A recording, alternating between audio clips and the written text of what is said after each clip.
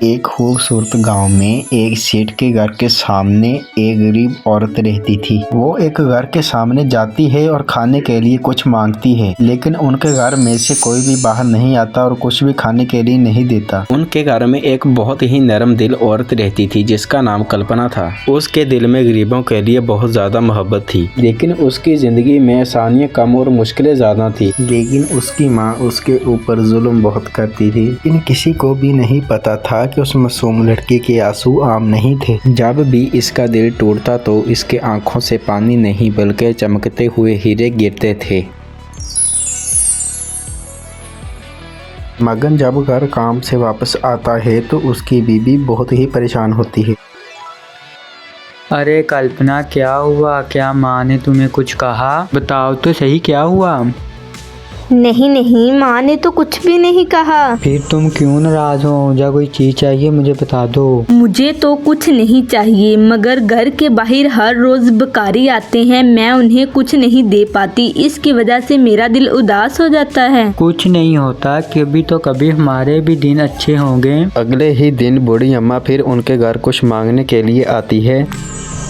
अरे बेटा, मुझे खाने के लिए कुछ दे दो, मुझे बहुत ही भूख लगी है। अरे वो फिर आ गई आज मांगने के लिए। अरे सुनिए माँ, मैं उन्हें एक रोटी दे आऊं? खबरदार, अगर तुमने उसे खाने के लिए रोटी दी, हमारे पास तो पहले से ही नहीं है कुछ खाने को। अम्मी, मैं दोपहर को थोड़ी रोटी खा लूंगी, प्लीज मेरे हिस्से की रोटी उस बूढ़ी अम्मा को दे दीजिएगा। तू बड़ी जुबान चलाने लग गई है, रुक जा, मैं तुझे बताती हूँ। अभी पहले मैं मांगने वाली को भगाकर आती हूँ, फिर आकर तेरा पता लेती हूँ। भाग जहाँ से, चले जाओ यहाँ से तुम्हें कुछ नहीं मिलेगा। मैं सच कह रही हूँ, मैंने कुछ नहीं खाया, मुझे खाने के लिए दे दो, मुझे बहुत ज्यादा भूख लगी हुई है। तुमने अगर सुबह से कुछ नहीं खाया तो मैं क्या करूँ? सुबह सुबह आ जाते हैं यहाँ भीख मांगने के लिए। बूढ़ी अम्मा को हकीकत में ही बहुत ज्यादा भूख लगी होती है, मगर कोई भी उसे खाना खाने को नहीं देता और बातें सुनाकर जाने को कह देता है। बूढ़ी अम्मा ये दुख भरी बातें सुनकर बहुत ही ज्यादा परेशान होती है और ज़ारों कतार रोने लगती है। रोटी देने पर माँ जी क्या हो जाता है? क्या आपका दिल पत्थर का है? तुम एक कारण के लिए मुझसे लड़ रही हो, तुम्हारे ये नखरे मेरे साथ नहीं चलेंगे। अगर तुमने मेरे पीछे किसी को कोई चीज देने की कोशिश की तो मुझसे बुरा कोई नहीं होगा, समझी? ठीक है माँ जी, मैं किसी को भी कोई चीज नहीं दूंगी। अच्छा, मैं अब समझा तुम क्यों रो रही हो। अरे मैं तुमको एक बात बताना चाहती हूँ, उस बूढ़ी माँ ने 2 दिन से कुछ नहीं खाया। मैं समझता हूँ आपका मन बहुत बड़ा है, तुम्हारा मन बहुत बड़ा है। मैं समझता हूँ, तुम इंसान का दुख दर्द देखकर बहुत ही रोने लग जाती हूँ। हम लोग भी गरीब हैं, हम लोग क्या कर सकते हैं। अगर ऊपर वाले ने हमें अच्छे दिन दे दिए तो देखना, इंशाल्लाह हमारे दरवाजे से कोई भी भिखारी वापस नहीं जाएगा। अच्छा, हम सब कर लेंगे। अब रात होगी, अब सो जाओ। माँ की बातों का बुरा मत माना करो। जैसे ही अगली सुबह का आगाज होता है तो माँ बेटे से कहती है, मगन तुमने बहुत ही अच्छा किया, काम करने के लिए शहर जो जा रहे हो। जी माँ जी, मैं शहर जा रहा हूँ काम के लिए। यहाँ पर खेती बाड़ी कर कर भी कुछ नहीं बनता, शहर जाकर अपनी किस्मत आजमाता हूँ। बेटा, क्या तुम मुझे बीच बीच में घर मिलने के लिए आया करोगे? अरे बेटा, तुम मेरी एक बात और सुनकर जाओ, तुम्हारी बीवी को दूसरों के दुख दर्द बांटने में बहुत ही सुकून मिलता है। तुम अपनी बीवी को ये बात समझा कर जाओ, क्योंकि तुम्हारे बाद मैं तुम्हारी बीवी के ये नखरे नहीं उठाने वाली। माँ की बातों का बुरा मत मानना। नहीं नहीं, मैं माँ की बातों का बुरा नहीं मानती, वैसे भी पता नहीं क्यों दूसरों के दुख देखकर मेरी आंखों से आंसू निकल जाते हैं, मुझसे नहीं रहा जाता। माँ जी, आप यहाँ पर क्यों आई हैं? अगर आपको कोई काम था तो मुझे बता देती। अरे ज्यादा जुबान ना चला बहू, जाकर पानी लेकर आ। वो पानी का घड़ा उठाती है और पानी लेने चल पड़ती है। वो घर से बाहर आती है और थोड़ा सा आगे चलती है, उसे वो बूढ़ी अम्मा फिर दिखाई देती है। बूढ़ी अम्मा बहुत ही रहम दिल होती है। जैसे ही बूढ़ी अम्मा लड़की को छूती है, उसके हाथ से अजीब सी चमक आती है और बूढ़ी अम्मा बोलती है, मैं काफी देर से यहाँ पर खड़ी हूँ बेटा, मुझे बहुत भूख लगी है, मुझे खाने के लिए कुछ दे दो। माँ जी मैं जानती हूँ मगर मैं कुछ भी नहीं कर सकती आपके लिए। बेटा भूख की वजह से मेरी आंखों की नजर चले गई है और मैं कमजोर भी हो गई हूँ, मुझे खाने के लिए तो कुछ दे दो।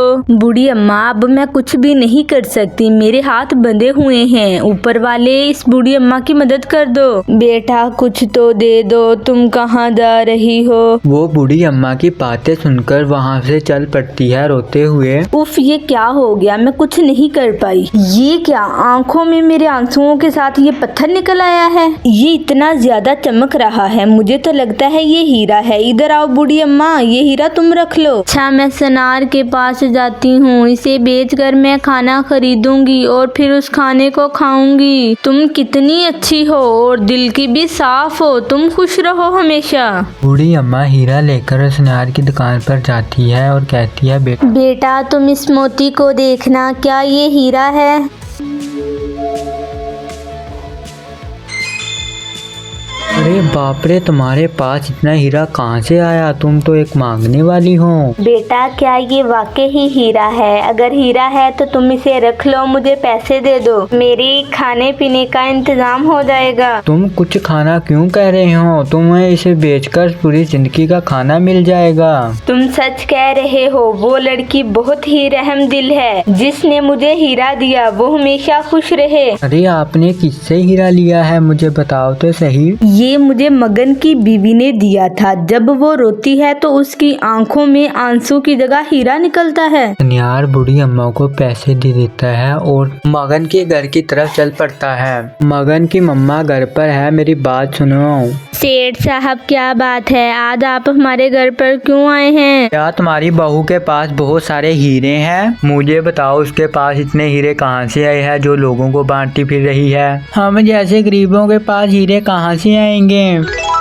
झूठ मत बोलो, मुझे पता है तुम्हारे पास हीरे बहुत हैं। तुम्हारी बहू लोगों को हीरे बांट रही है। आपने नहीं बताना, ना बताइए, एक दिन तो बात कहीं तक कहीं पता चल जाएगी। ठीक है तुम जाओ यहाँ से, मैं देखती हूँ कि वो किसको हीरे बेचती है। वो इतना कहकर सेठ को बेच देती है और अपने घर की तरफ चल पड़ती है और अपनी बहू से पूछती है, अरे बहू मेरी बात सुन। अरे तुम अपने घर से कितने हीरे लेकर आई है जो भिखारियों में बांट रही है? चल दिखा मुझे भी हीरे, मुझे भी चाहिए। अरे माँ तुम क्या कह रही हो, मैं कहाँ से हीरे लेकर आऊँ? अरे झूठ मत बोलो, मुझे सुनियार ने सब बता दिया है, तुमने एक मांगने वाली को हीरे दिए हैं। माँ मैं बेकारन को देखकर रो रही थी तो मेरी आंखों में आंसुओं की जगह ये हीरा निकल आया था, मैंने उस बेकारी को दे दिया।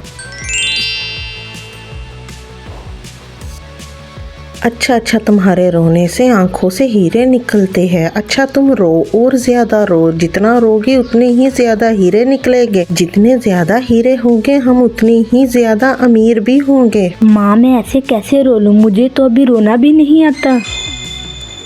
अच्छा तुम्हें रोना नहीं आता, सब्र कर, मैं अभी तुझे रुलाती हूँ। नहीं नहीं माँ ऐसा मत कीजिएगा, मुझे छोड़ दीजिएगा। तुम्हें जितना ज्यादा दर्द होगा उतने ही ज्यादा मुझे हीरे मिलेंगे। चल रो, जल्दी कर, रो और ज्यादा रो। नहीं माँ ऐसा मत कीजिएगा, मुझे बहुत ज्यादा दर्द हो रहा है। अच्छा अब तेरी आंखों से आंसू नहीं आ रहे, देख मैं तेरा क्या हाल करती है। वो उसे पकड़ती है, पकड़कर नदी के किनारे लेकर जाती है। देखो मेरी बात सुनो, रो लो नहीं तो मैं तुझे नदी में धक्का दे दूंगी, फिर यहीं तुम मर जाना। कल्पना की माँ कल्पना को नदी में धक्का देने लगती है, मगर उसका पाँव खुद का फिसल जाता है और वो नदी में गिर जाती है। कल्पना जोर जोर से आवाजें लगाती है कि मेरी माँ को बचाओ। माँ ने जब देखा कि कल्पना रो रही है, वो उससे पूछती है कि तुम मेरे लिए क्यों रो रही हो? तो कल्पना आगे से जवाब देती है कि तुम मेरी माँ हो। गाँव के कुछ लोग आकर कल्पना की माँ को बचा लेते हैं। कल्पना माँ के पास बैठती है और माँ को कहती है कि माँ कैसे तुम ठीक हो?